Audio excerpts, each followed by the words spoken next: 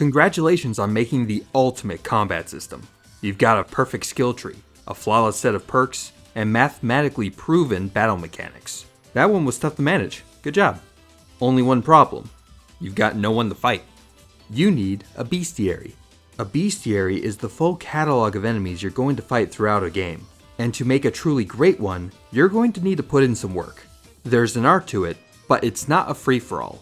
You can't just fill it with whatever random monster ideas you think up, sprinkle them in the game world and call it a day. A great Bestiary is carefully crafted and balanced, from the beginning of the game to the end.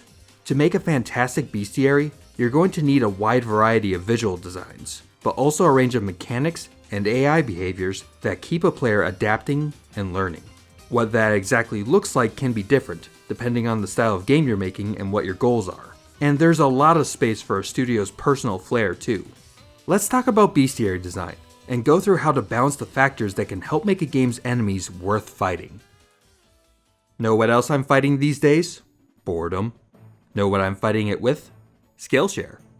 I'm taking a class from Tom Froese called Odd Bodies, illustrating expressive, stylized people. Tom's class is short and sweet, and really helped me get more creative and expressive with my character designs. Skillshare is full of super high quality educational classes to browse through. It's all they do. They've got classes on UI and UX design, creative writing, illustration, music and music production, film and video production, and like literally hundreds of other classes I don't have time to get into. It's super high quality stuff. I got a free trial for the sponsorship, but I've paid them in the past for premium membership, and I'd do it again in a heartbeat.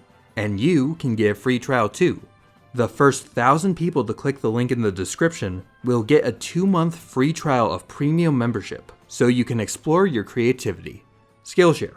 It's good. So what separates mediocre game bestiaries from great ones? There are a lot of possible answers, but a lot of the ones I like most are able to deliver one idea consistently: novelty over time. The concept has two components. Each part of the bestiary should be new and exciting, and the game needs to be able to sustain some degree of that novelty over its entire run. But even that first part, new and exciting, can mean so many different things. To make a great bestiary, it's a good idea to look at what you're making from a few different angles. One of those is through visual design. The physical appearance of your characters makes a big difference. Visually striking enemies are great for piquing the initial interest of players. It can help keep players locked in too, if a game keeps revealing a lot of unique enemy designs over time. New areas get just that much more exciting when you don't know what you're going to fight next. For a series like Dragon Quest, the goofy enemy design is a big part of the charm. The turn-based nature of the game also helps free up the Dragon Quest character designers to create more outlandish designs. The mechanics of the game are easy to separate from the visuals. Fights that get abstracted into stat blocks and math make a huge dragon that punches you for 2 damage not seem quite so out of place. The logic of the fight doesn't matter quite as much, which freed up the designers to create monsters that look unique and attacked in more unique ways, without worrying that it would make other animations look silly. Dragon Quest does take a little shortcut though. They do use a few palette swaps, but the monsters are expressive and unique enough for that to slide. Final Fantasy X might push the envelope a little too far. Final Fantasy has a long history of color palette swaps being used to create a variety of monsters. In Final Fantasy X, there are about a dozen different species of enemies that end up getting reskinned and reused throughout the game. The enemies might have a beefier stat block or different elemental resistances, but the character model and animations are mostly the same, which makes traveling to a new area feel a little less fun. Final Fantasy XII did the same thing. How many different wolves did you have to deal with? This. There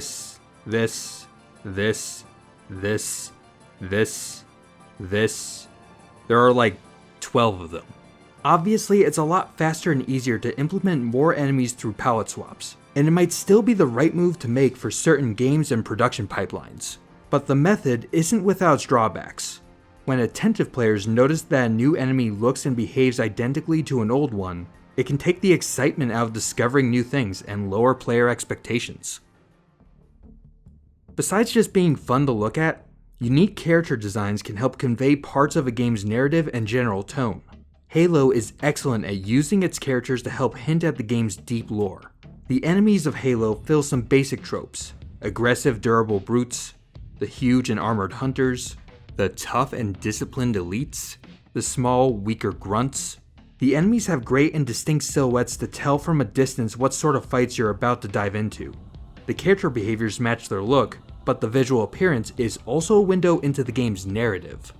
Without reading any of the game's extensive backstory, the enemy designs reflect the Covenant's hierarchy and social order, from the cannon fodder grunts on up the food chain. The enemy designs reinforce the story that Halo is trying to tell. Shooters that are based around realism, like Call of Duty or Uncharted, can have trouble here.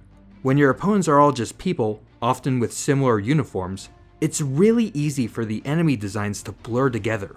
Even if the enemies are mechanically different, the human silhouettes and vaguely similar gun shapes make it tough for any one special unit to stand out. They can compensate with more outlandish uniforms, prominent body armor, or crazier weapons like rocket launchers and flamethrowers, but that's an extra step the designers had to take to make sure their enemies didn't all blend into a human-shaped blob. Without that extra work, encounters run together, and things might get boring in a hurry. Okay, let's assume you've got your aesthetic nailed down. That's a good start, but an enemy roster is about more than just looks. Novelty doesn't just have to be about visual novelty. Emergent AI behaviors, new gameplay systems, interesting mechanical combos. Novel mechanical design can satisfy novelty over time just as much as looks, and can be just as varied. Look at Pikmin. Pikmin has enemy variety for days. Pikmin is all about managing a small army to collect key items within a time limit. Each type of Pikmin has a unique ability to help you gather items and traverse the area. In your way is a parade of dangerous fauna that keeps you from returning to your base with all that stuff you found. Pikmin's creatures have been incredibly varied and creative throughout its history. The Bestiary is full of alien designs, unique traits, and abilities that draw inspiration from survival tactics in the animal kingdom, all of which bring a harsh circle of life to an alien world. Taking down any one of them isn't that hard, but combat in Pikmin is more about doing so with as few casualties as possible. You need every Pikmin you've got to help get the materials you need to survive another day. The game's creatures cover a wide range of abilities that touch on the full set of the game's mechanics. Each enemy has a set of specific behaviors, and each needs you to take a different approach to come out with your squad intact. Some are easy enough, like the red bulborbs that you can ambush by throwing your strongest Pikmin on its back while it sleeps. Its cousin the Bulbear is more dangerous. It actively patrols the map with a pack of its children following behind to pick off stragglers. Some of the game's enemies are element-based, requiring specific Pikmin that are immune to that element. Some, like these Wollywogs, hop up high to try to crush you.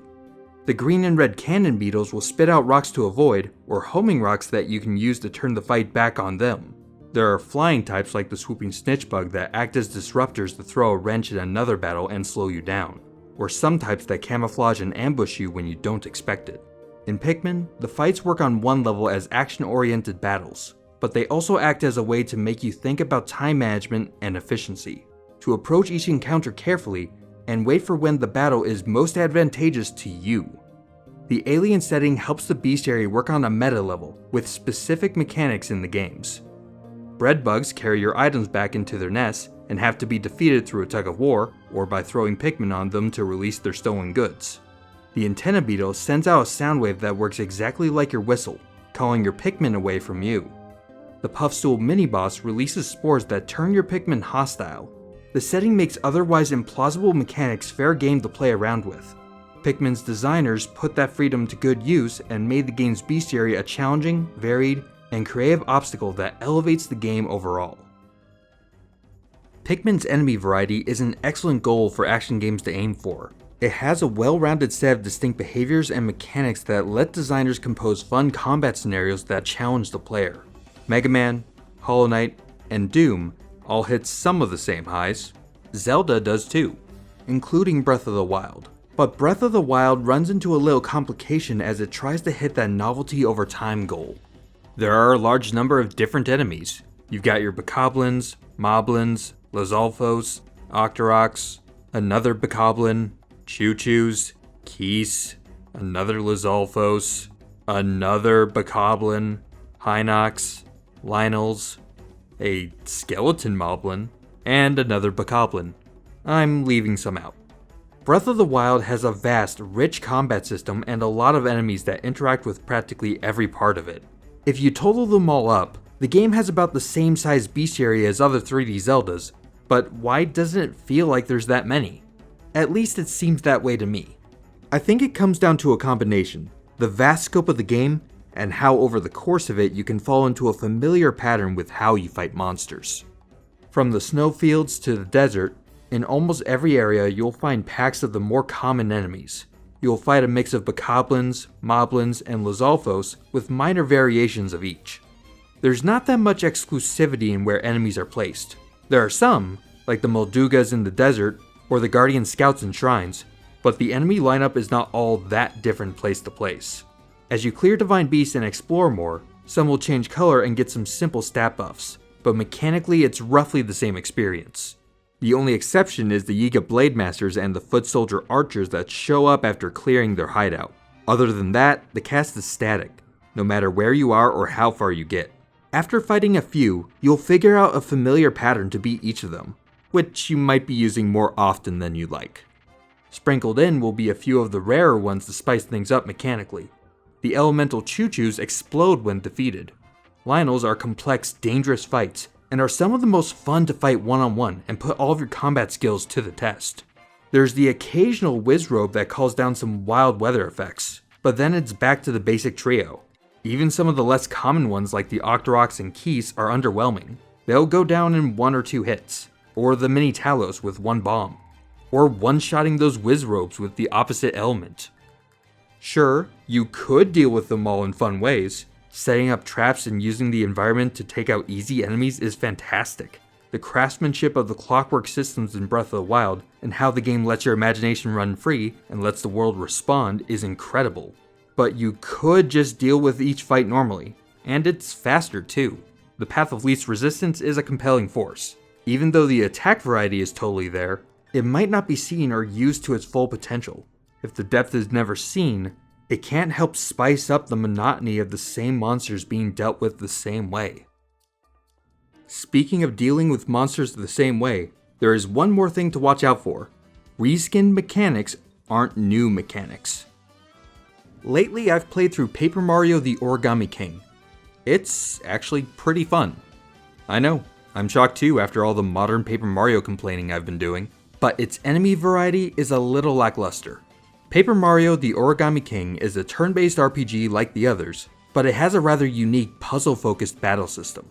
The traditional RPG trappings are toned way down in favor of a system that puts you on a turntable, where you spin and slide parts of the arena to position enemies in groups or lines, where you can then efficiently take them out all at once with a jump or with your hammer.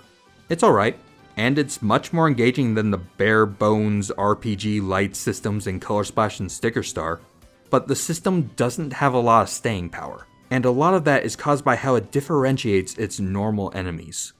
Since the game is much more similar to a puzzle than a traditional race-to-zero RPG combat encounter, it's prone to the problem that almost all puzzle games have. Once you know how to solve a puzzle, it's done. You're not going to squeeze much more fun out of a puzzle you've already finished. For Origami King, this problem is partially created by its enemy design. They look nice, they got some quality paper, they mainly stick to the traditional Mario enemies with some good variety, but functionally, each enemy is more or less identical to every other one. They may have some different attack animations, and their stats are a little different, but they aren't distinct enough to alter how you approach them. Enemies go down in just 1 or 2 hits, even as things scale up, so long as you keep using stronger weapons as they become available. Some might be immune to jumps or to hammers, but that's not especially tricky to work around tactically. The gameplay is more focused on shifting enemy positions around, and that general idea is pretty much the same from the start of the game to the end. Some of the puzzle setups are harder to solve than others, but there aren't hardly any new types of mechanics or new considerations to make after you get through the early part of the game. It doesn't really matter if it's a Goomba, a Shy Guy, a Koopa, a Cheep Cheep. None of the enemies change the nature of combat very much. Sure, there are a few exceptions. The boos that turn invisible and piranha plants that bury themselves add a little wrinkle, but the new mechanics are few and far between. Some of those mechanics, like kicking a Koopa shell into the enemies behind it, wind up being a lightly reskinned version of a thing you would do anyway. The enemies largely feel like they're interchangeable blocks to push around on a puzzle board you've already solved dozens of times before. Now the boss fights are a different story. They're amazing. You have to carefully manage Mario's position and clear a path to the boss to fight them. Each boss fight is its own unique puzzle with its own unique rules to master, and most have multiple ways to solve them. It's a stark contrast against the game's tedious and forgettable standard fights, where the lack of mechanical variety makes the game's bestiary feel like a lot of repeated pages.